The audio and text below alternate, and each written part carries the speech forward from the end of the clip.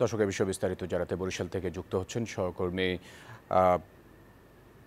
সাইফুর রহমান মিরন। মিরন, বলা হচ্ছে বরিশালকে ডেঙ্গুর হটস্পট, এর সাথে যুক্ত হয়েছে চিকুনগুনিয়া ভাইরাস, জ্বর এবং করোনার নতুন ভ্যারিয়েন্ট। সব মিলিয়ে বরিশালের পরিস্থিতি কেমন দেখছেন? হাসপাতালের রোগীর সংখ্যা কেমন?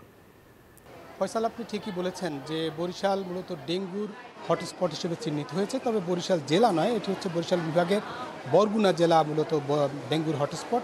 কিন্তু বরিশালে একই সঙ্গে করোনা, ডেঙ্গু, চিকুনগুনিয়া সহ ভাইরাসজনিত জ্বরেরও কিন্তু সংখ্যা দেখা দিয়েছে। সব মিলে হাসপাতালগুলোতে কিন্তু বাড়ছে ডেঙ্গু আক্রান্ত রোগীর সংখ্যা এবং একই সঙ্গে করোনা ওয়ার্ড আলাদা করা আছে, কিন্তু করোনা ওয়ার্ডে তেমন রোগী নেই। 2 জন রোগী গতকালকে ভর্তি হয়েছে, তারাই এখনও চিকিৎসা নিচ্ছেন।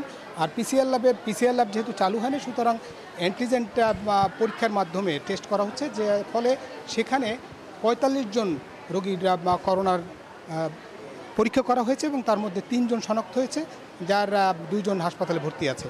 সবচেয়ে বড় অবস্থা হচ্ছে যে এখন আবহাওয়া একটু খারাপ হচ্ছে, সে কারণে কিন্তু ডেঙ্গুর প্রকোপটা আরও বাড়বে এমনটা বলছেন চিকিৎসকরা। সেজন্য সতর্ক থাকার পরামর্শ দিয়েছেন।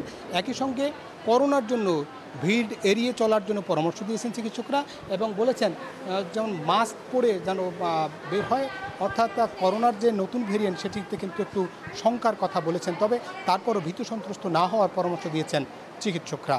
এই ছিল বরিশাল শেরেবাংলা মেডিকেল কলেজ হাসপাতাল থেকে আমার কাছে ডেঙ্গু, করোনা, চিকুনগুনিয়া সহ ভাইরাসজনিত জ্বরের যে প্রকোপ তার সবশেষ তথ্য। একই তথ্য জানতে যাব, সাভারে আছেন আমাদের সহকর্মী নাজমুল। সাভারের হাসপাতালগুলোতে কি অবস্থা দেখছেন? করোনা বা ডেঙ্গু রোগীরা কি চিকিৎসা পাচ্ছেন কিনা জানাবেন। ধন্যবাদ সাইফুল আপনাকে। আপনি যেমনটি বলছিলেন, বরিশাল থেকে এই মুহূর্তে রয়েছি আমি সাভারে, এবং সাভার কিন্তু একটি গুরুত্বপূর্ণ অঞ্চল।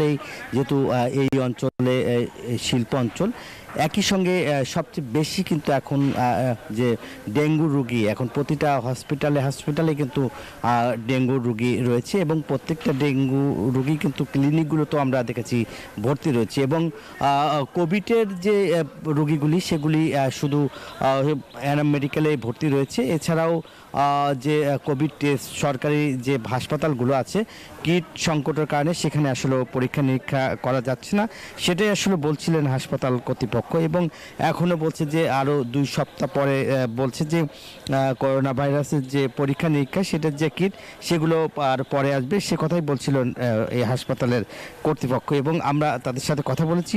হাসপাতালগুলোতে কিন্তু এখন সবচেয়ে বেশি রুগী রয়েছে হচ্ছে ডেঙ্গু রুগী, এবং আমরা দেখেছি সাভার নারী ও শিশু হাসপাতালে রোগী রয়েছে 17 জন। এছাড়াও এনাম মেডিকেলে 23 জন রোগী ভর্তি আছে ডেঙ্গুর। এছাড়াও যে কোভিডের যে রোগীগুলি সেগুলো কিন্তু পরীক্ষা নিরীক্ষা এখানে না হয়, সেগুলো ঢাকাতে পাঠাচ্ছে।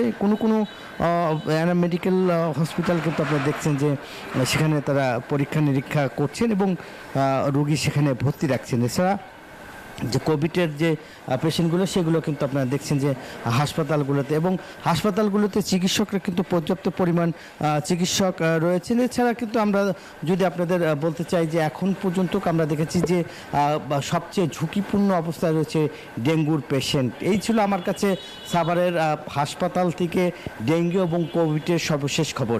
ফিরে যাচ্ছি স্টুডিওতে ফয়সালের কাছে। ফয়সাল। নাজমুল, আপনাকে ধন্যবাদ আমাদের সাথে যুক্ত হওয়ার জন্য। বান্ডেল থাকলে প্রতি সেনমানিতে টাকা বাঁচবে। বিকাশ সেনমানি বান্ডেল কিনে জিতুন প্রতি লেনদেনে।